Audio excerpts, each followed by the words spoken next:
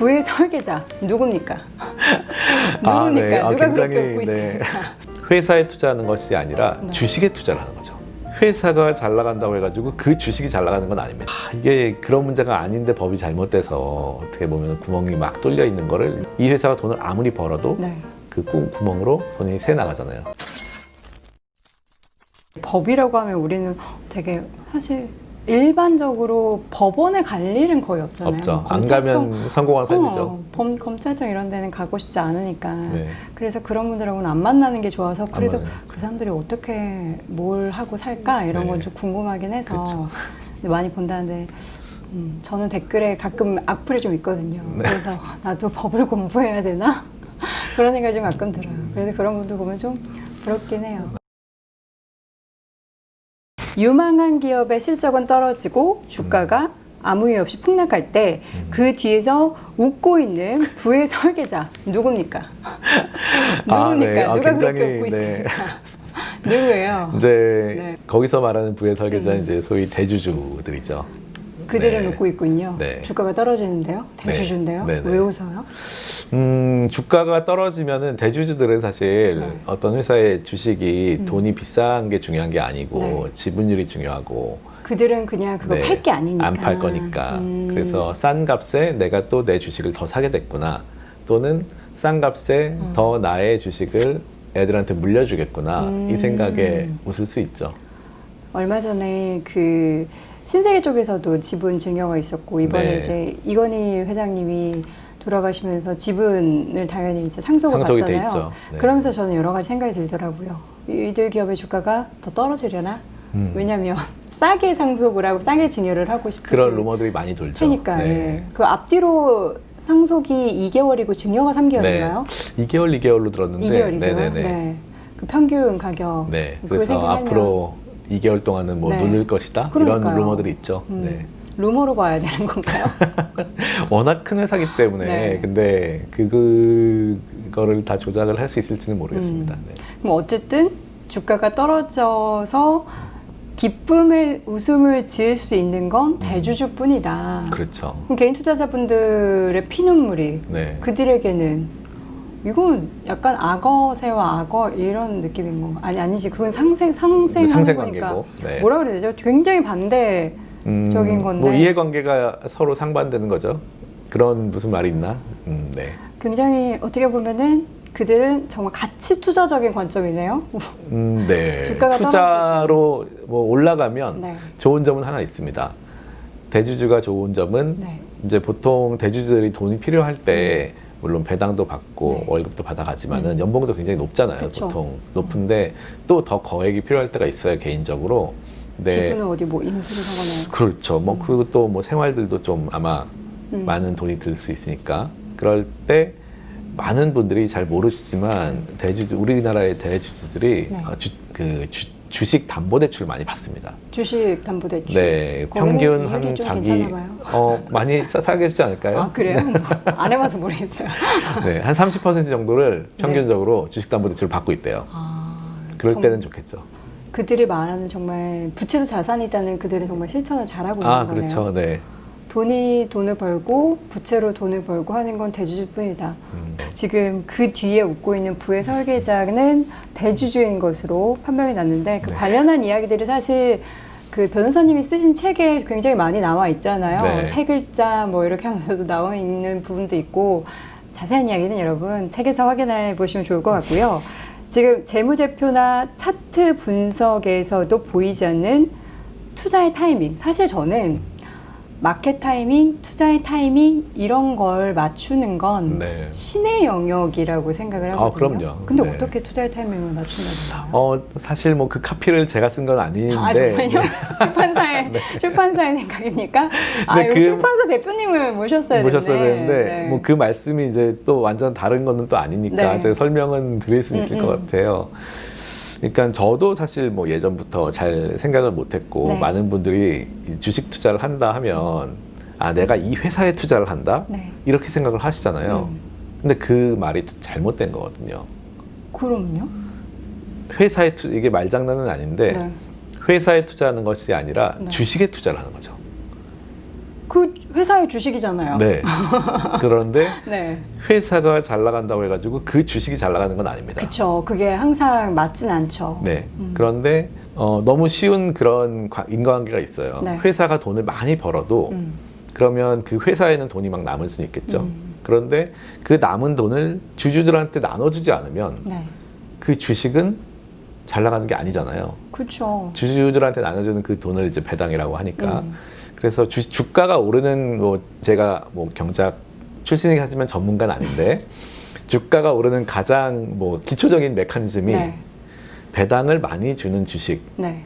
때문에 나중에 나는 이걸 가지고 있으면 배당을 많이 받겠거니 해서 주식을 사람들이 사는 거죠. 그렇죠. 그리고 나중에 더 성장한다는 거는 나중에 주식이 배당을 더 많이 줄 거니까 네. 사는 거죠. 그게 이제 메커니즘인데 우리나라 주식이 사실 회사가 잘 나가도 배당을 잘 안 하는 경우가 굉장히 많아요. 맞아요. 우리나라는 주주환원 정책이 너무 짜요. 네. 그 그래서 이유를 조금 어떻게 보면 파헤쳐 봤다라고 이해하시면 될 것 같은데요. 그게 그럼 투자 타이밍이랑은 어떤 상관이 있죠? 그러니까 이 회사가 왜 배당을 안 할까? 사실 대주주도 네. 배당 많이 받으면 좋잖아요. 그렇죠. 근데도 배당을 안 합니다. 그 왜 그럴까요? 돈이 좀 필요한가요? 좀 이렇게 내부 유보율을 좀 높여야 되나요? 그렇죠. 그런 이유도 있을 수 있겠지만 뭐 전체적인 이유로는 우리나라의 대주주는 외국의 대주주는 사실 배당 받거나 네. 아니면은 월급 받거나 두 루트로만 돈을 벌 수 있는데 우리나라 대주주는 다른 루트로 돈을 많이 벌어요. 월급을 받아서 아닙니다. 뭘로 돈 벌지? 그래서 이제 뭐 제가 책에 쓴 말로 좀 바꿔서 말을 네. 하면은 뭐 일감 몰아주기나 아니면 밀어주기나 아니면 뭐 합병 분할이나 이런 거를 많이 이용해서 회사가 돈을 번 것을 웬만하면 어떻게 하면 대주주 쪽으로 많이 옮길까 이런 고민은 되게 자연스럽다고 저는 보고요. 근데 저 궁금한 게요. 네. 어쨌든 회사를 뭐 합병을 하든 분할을 하든 그런 매각을 할 때 그런 자금은 네. 회사로 들어가는 거잖아요. 그게 네. 개인의 돈이 아니잖아요. 근데 그걸 어떻게 개인화하는 거죠? 그 개인화하는 개인적으로도 좀 방법이 궁금하네요. 네, 그 방법이 이제 네. 책에 자세히 써 있는데 네. 그게 뭐 재벌법 이런 거 관련된 건가요? 네네. 그렇게 이제 뭐 역사를 좀 거슬러 올라가게 되는데 한 25년, 30년 됐죠, 사실. 그렇게 그게 사람들은 가능한 이게 거군요. 뭐 우리나라뿐만 아니라 세계적으로 다 그래요. 사실 뭐 대주주는 누구나 자기가 더 많이 가지고 싶잖아요. 그쵸. 내가 더 고생한 것 같고, 네. 내가 그러니까 더 많이 받아가야겠고, 내 회사고. 이렇게 생각하는 거는 우리나라 대주주뿐만 아니라 외국도 같다고 저는 생각을 하고요. 그렇죠. 저도 그렇게 생각하는데. 네, 저도 제가 창업했으면은 있으면. 애착이 있고 그쵸. 아, 왜 이건 내 회사인데 다른 사람들은 그냥 도와줬을 뿐이지 이렇게 생각하는 게 좀 인지상정인데 외국에는 이제 주식회사 특히나 또 상장회사가 되면 그렇게 못하게 법이 많이 만들어져 있거든요. 근데 우리나라는 그런 법이 좀 미비하다 보니까 네. 그런 개인의 욕구가 잘 채워지는 그런 구조로 되어 있습니다. 이게 사실 저도 개인적으로 이제 뭐 법인 이런 데다 관심이 많아가지고 네. 변호사님 따로 이렇게 좀 찾아드려요. 저는 그냥 법인 하면 그 법인의 돈을 개인이 사유화하면 그게 횡령인 거잖아요. 아, 그렇죠. 네. 그래서 그게 가능한가? 그래서 이제 뭐 횡령했다고 하면 그거 봐 저렇게 법인 돈 함부로 쓰면 안 돼. 이렇게 생각이 들었는데 그거를 네. 합법적으로 할 수 있는 방법이 있다. 그것을 굉장히 연구를 많이 했습니다. 어쨌든 그럼 그 투자의 타이밍 다시 돌아 투자의 타이밍은 대주주들이 그럼 뭐 어떻게 주주 환원제가 막 할 때가 투자의 타이밍이라는 겁니까? 뭐 예를 들면은 이제 그 사실 저는 이 시장에서 많이들 그렇게 이용하고 계신 것 같아요. 예를 들면 아까 처음에 말씀하셨듯이 뭐 이건희 회장님 돌아가신 다음에 뭐 삼성전자가 어떻게 될지 네. 물산이 어떻게 될지 네. 그 돌아가신 바로 다음 날 삼성물산 주가가 폭등했잖아요. 네. 이제 그게 어떻게 보면은 제가 지금 뭐 저만 아는 것처럼 말을 하고 있지만 많은 투자자분들 이미 알고 있다고 그쵸. 생각하거든요. 지분 구조를 알고 있습니다. 네, 그러니까 아 다음은 물산에 몰아주겠구나 이렇게 생각을 하니까 네. 쫙 오르는 거고 그런 일들이 지금 다 경험으로 알고 계시는 거죠. 그리고 일부는 알고 계시는데 저는 책을 쓸 때 이거를 처음부터 이제 다 엮어가지고 네. 이것 때문에 이게 생겼고 네. 이것 때문에 다시 이게 생겼고 쫓고 쫓기는 관계가 있는 거를 쉽게 그냥 한번 써보는 그런 책입니다. 알겠습니다. 저도 이제 그 앞에 예를 들어서 치킨집 예를 들어서 네. 쭉 사신 거 보고 그걸 그냥 뭐 일반 주식 투자자 입장이 아니라 내가 만약에 법인을 만든다면 네. 이렇게 하면 되는구나. 그런 생각이 들어가지고 합법인데 네. 사회적인 비난을 받을 수 있습니다. 가장 궁금한 거, 그래서 이제 뭐 일건 몰아주기 뭐 이런 말씀을 해주셨는데, 그러면 그 재벌이 돈을 버는 방법은 이건 거예요? 일감 몰아주기와 어떤 뭐 수직 계열화 만들어서 네. 자기네들끼리 뭐 이렇게 아들 있으면은 이사 아들한테 해서 이렇게 네. 수주 주고 이런 식으로 돈을 네, 번다라는 간단한 거예요? 방법으로는 그렇게 하고요. 네. 그게 이제 그 전에 뭐 밀어주기라는 방법이 있었는데 그게 법에 막히니까 이제 몰아주기로 바뀌었고요. 네. 아, 밀어주기와 몰아주기. 네, 그런 게 있습니다. 조금. 네. 뭐 설명을 드려도 되나요? 네네네. 간단하게 네. 드리면은 이제 저희 옛날로 이제 거슬러 올라갑니다. 뭐 제 옛날 사람이라서 IMF 네. 전으로 거슬러 올라가면은 그때 밀어주기가 굉장히 많았어요. 우리나라 밀어주기가- 대기업들은 그냥 싸게 팔아주고 비싸게 사주고 돈이 없다 그러면 싸게 빌려주고 네. 보증서 주고 뭐 이런 게 되게 많았거든요. 근데 그러다가 IMF를 맞았잖아요, 저희가. 네. IMF 맞으니까 안 되겠다.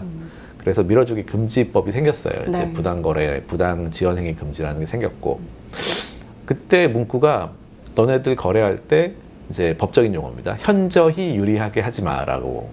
그게 저는 법적인 용어가 너무 어려워요. 네, 그 어렵죠. 현저히의 기준이 뭘까? 바로 굉장히 정확하게 보신 거예요. 현저히라는 게 기준이 없었어요. 네. 그러니까 그냥 보기에 만약에 시중 금리가 한 6% 정도 되는데 우리가 얘가 어려우니까 얘는 한 1% 빌려줘야지. 그거 좀 현저한 현저한 거 같죠. 네. 근데 6%가 시중 네. 금리인데 얘 5%나 4% 빌려줘야지. 아, 애매한데요? 애매하죠. 5%좀 애매하고 4%도 살짝 애매한데요? 네. 그래서 현저히 유리하게 하지 마라는 법이 생기니까 바로 그렇게 간 거예요. 그러면 현저히 유리하지는 않게 거래해야지. 대신 이익은 줘야 되니까 많이 해야지. 그런 게 몰아주기입니다. 그래서 밀어주기는 현저히 유리하게 해준 거고 네. 몰아주기는 현저히 유리하지는 않게 많이 해주는 방법이에요. 적당히 하는데 그 적당히. 수량이 더 많아지는. 그렇죠. 밀어주- 중간에 현저히 유리가 한번 문제가 있다고 해서 법이 한번 바뀌어요. 어떻게 해요? 상당히 유리로 바뀝니다. 네. 아, 현저히나 상당히랑 무슨 차이예요, 대체? 느낌은 그래도 조금 적은 것 같지 않나요? 현저히는 되게 많은 것 같고 상당히는 좀 와. 적은 것 같고. 네. 아니, 법이 그러니까 그런 저는 식이에요. 네. 법을 보면서 물론 이거를 정말 숫자로 어떻게 탁탁 해놓을 수가 없는 거잖아요. 왜냐하면 숫자로 하면 바로 빠져나가니까. 그러니까 거기만 네. 딱 저촉 안 되게 해버리니까. 그래서 어떻게 보면은 이게 또 각 판사의 판결, 또 검사의 그런 시각에 따라서 또 네. 완전 달라지는 거라서. 네. 그래서 판례가 이 케이스와 저 케이스가 다 다른. 그래서 경우들이 이런 나오는 법들은 거구나. 지금 거의 한 25년 돼가지고 네. 거의 제가 보기에는 수명을 다 했습니다. 그럼 이제는 누구나 다 빠져나갈 수 있어요. 그게 보니까 저는 이제 책 제목이 법은 어떻게 부자를 되게 하는가. 부자의 무기가 되는가? 부자의 무기가 되는 네. 거잖아요. 정말 법을 알아야 부자가 되겠구나. 법을 먼저 아는 분들은 다 이제 빠져나갔고 그러니까요. 그 다음에 생긴 법 때문에 많은 이제 케이스가 생기고 있죠. 이게 불법이 아니면 되는 거잖아요. 네, 편법이면은 사실 그걸 어떻게 처벌할 수가 없는 거잖아요. 그렇죠. 그런 쪽에 있어서 그러면 변호사님 사실 저는 지금은 이제 작은 이제 네. 부티크 로펌에서 일을 하고 있는데 그 전에는 대형 기업에서 로펌에서 일을 했고 네. 또 기업에서도 일을 했는데 뭐 대형에 있을 때는 대부분 많은 하는 일들이 그런 것들을 막아주는 거예요. 네. 현저히 유리하게 하지 않았다. 그런 것들 많이 했죠. 어떠셨어요? 실제로 그런 케이스들을 접했을 때 개인적으로는 이거 현저한 것 같은데 이라는 생각이 드는 경우도 있었을 거 아니에요. 그때 이제 변호사들 네. 일이 되게 뭐 외부에서 보실 때는 네. 좀 멋있어 보일 수도 있고 하는데 굉장히 사실 좀 쪼잔해요. 왜냐하면 안 현저하게 하려고. 굉장히 작은 단어 하나를 가지고 네. 파고들거든요. 맞아요. 네, 그래서 예전에 일을 할 때는 거기에 매몰되게 돼 있어요. 사람이 이제 그거에만 포커싱을 맞추니까 이게 진짜 현저한가 아닌가, 시가를 뭐 제대로 받나 안 받나 이런 것만 보는데 그렇게 몇 년을 하다 보니까 이게 그 문제가 아니라는 게 좀 느낌이 와가지고 생각을 해보니까 이게 문제를 해결하는 방법이 아니었구나. 이게 뭐 현저한지 아닌지 이런 건 중요한 게 하나도 아니었구나. 대신 이 몰아주기 밀어주기를 하면서 네. 계열회사가 거래를 할 때 그 돈이 누구의 주머니로 결국 가는가? 이게 문제였던 거죠. 이 회사에서 이쪽을 밀어주면 네. 사실 밀어준 회사의 다른 주주들은 돈을 잃고 있는 거잖아요. 당하는 회사가 좋은 거죠. 밀어줌을 당한 회사는 좋은 돈을 거고. 버는 근데 대부분 이 밀어줌을 당한 회사는 대주주의 지분이 높습니다. 대주주 배를 불리게 하면서 네네. 마치 개인 투자자들도 함께 돈을 버는 것 같지만 결국에는 가장 돈 많이 버는 건 대주주인 거죠. 그렇게 많이 몰아갔고 그래서 그 법은 좀 잘못됐다고 생각이 들면서 네. 그때 이게 좀 정리를 한번 해봐야겠다. 처음에는 변호사들을 상대로 하려고 했어요. 책을 쓰려고 했거든요. 변호사들도 다 칸막이가 있어가지고 네. 부서별로 잘 모릅니다. 이 공정거래법을 하는 네. 사람 다르고 상법 하는 사람 네. 다르고 해서 서로 이해 못해요. 세법 하는 사람 다르고 그래서 야 이건 이거랑 관계 있는 거야 이렇게 좀 써주고 싶었던 네. 건데 이제 못 쓰고 있다가 네. 올해 이제 코로나 사태로 약간 좀 한가해져서 썼습니다. 잘 쓰셨네요. 그 한가해짐이 우리의 베스트셀러를 만들어지게 네. 만드는 그런 또 계기가 됐어요. 네. 근데 일반 개인 투자자분들이나 일반 또 자산을 좀 불리고 싶은 분들 혹은 자산을 관리하는 분들 입장에서는 그러면 무기가 되는 법은 뭐가 있는 거예요? 가장 우리가 알아야 되는 법은 뭐가 있는 거예요? 대주주일 너무 때 많잖아요. 하고 일반 주주일 때 완전 다르죠. 사실 대주주일 네. 때는 지금 있는 현행법이 굉장히 약합니다. 구멍이 많기 때문에. 그래요? 네, 사실 뭐 저뿐만 아니라 제가 이 어떤 책을 준비하면서 좀 네. 보니까 뭐 변호사나 회계사들이 보통 그런 뭐 구조를 짜준다고 많이 하면서 컨설팅을 하거든요. 네. 근데 심지어는 이게 워낙 잘 전수가 돼가지고 뭐 증권회사나 네. 은행의 PB 같은 데서도 뭐 네. 강의까지 개설돼 있더라고요. 그런 관련 법에 네, 대해서요? 이렇게 하면 빠져나갈 수 있다. 아. 네, 그래서 이게 그런 문제가 아닌데 법이 잘못돼서 어떻게 보면 구멍이 막 뚫려 있는 거를 이제 많이들 알고 있구나라는 생각이 들었고요. 네. 또 일반 그냥 주식 투자하시는 분들의 관점에서는 네. 그렇게 너무 많이 뚫려 있는 그런 걸 이용하는 회사인 경우는 이 회사가 돈을 아무리 벌어도 네. 그 구멍으로 돈이 새 나가잖아요.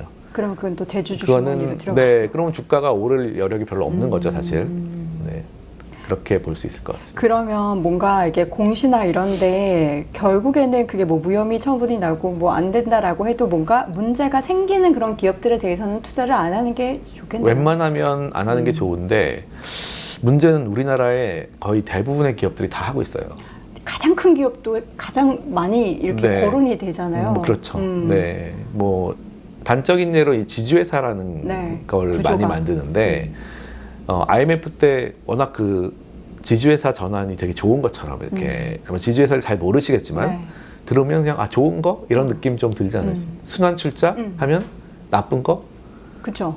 지주회사는 좋은 거, 좀 그런 느낌이잖아요. 네. 근데 지주회사가 우리나라의 지주회사는 순환 출자는 거의 다른 게 없어요. 같은 어차피 말만 약간 작은 돈으로 공사, 많은 회사를 지배할 수가 있습니다. 근데 IMF 이후에 우리나라에 170개가 넘는 회사가 지주회사로 전환을 했어요. 그러면 맨 위에 있는 지주회사 하나만 지배하면 밑에 달려있는 모든 회사를 지배할 수 있습니다. 그런 거 정말 이렇게 계속 애매해지네요. 그렇게 할 수 있구나 하다가도 주식 투자자 그렇게 하면 안 좋은 회사 아닌가? 근데 이미 많은 주식 투자하시는 분들은 네. 적응을 다 하신 것 같아요. 왜냐하면 지주회사가 생긴 지 좀 한 1, 20년 되니까 네. 지주회사에 대한 디스카운트 현상이 있습니다. 맞아요. 네. 시장에서도 보면은 뭐 가끔은 이제 그 자회사들의 영향을 받아서 주가가 좋은 기업도 있고 실적이 좋게 나타나기도 하지만 네. 대부분은 보면 소외를 받고 있죠. 네, 지주회사가 놀라운 거죠. 외국에서 보면 정말 놀라울 거예요. 왜냐하면 지주회사가 갖고 있는 주식의 시가, 밑에 네. 있는 상장회사도 있고 비상장회사도 있는데 그 주식의 시가를 다 합쳐도 합친 것보다 이 지주회사의 시가가 반도 안 되거든요. 이게 다 더했는데 얘는 왜 시가총액이? 시가총액이 이상한 거죠. 그게 우리나라에 있는 지금 지주회사 디스카운트의 놀라운 현상입니다. 그러면 반대로 생각하면은 지주회사들이 이렇게 많이 디스카운트 받아 있으면 저평가돼 있다라는 관점일까요? 아니면은 그럴 수밖에 없는 구조이기 때문에 여전히 쭉 앞으로도 매력은 좀 덜할 것이다로 봐야 돼요. 뭐 앞으로 왜 그런 구조적인 이유가 지주회사에 있는 대주주의 지분은 사실 팔지 않는 주식이거든요. 그쵸. 그러니까 지주회사는 어차피 그 주식이 거래가 되지 않을 가능성이 높다. 이런 관점이 있거든요. 그래서 디스카운트가 되는 거라서 앞으로 지주회사 디스카운트가 뭐 드라마틱하게 갑자기 뭐 해소된다든지 이런 일은 없지 않을까 싶습니다. 이게 보면 시장에서 주식도 이제 물건처럼 자꾸 사고 팔고 하면서 이제 가격이 뭔가 이렇게 올라가고 네, 해야 수요가 되는데 있어야 되는데. 근데 지주회사는 지금 그런 거 자체가 시장에서 많이 활발하지 않으니까 네. 그런 부분에서 지주회사는 계속해서 뭐 우리가 엄청난 막 재미를 보면서 투자할 수 있는 그런 종목은 되게 아닐 수 어려울 있고요. 것 같다. 뭐 최근에 있었던 LG와 네, 분할 건도 엄청 시끄러웠잖아요. 사실 그러니까요. 그때도 자회사로 LG와 LG 배터리를 내린다고 하니까 네. 거의 사실상 LG화학이 지주회사처럼 돼버릴 거고 이제 통과가 됐으니까 네. 그러면은 주가가 그 우리나라 평균 디스카운트율이 아마 50%가 60% 정도예요. 50에서 60. 네, 그러면 LG 배터리를 가지고 있는 화학이 네. 지주회사 디스카운트를 받으면은 또 그만큼 내려갈 수도 있다라는 생각을 하고 있는 거죠.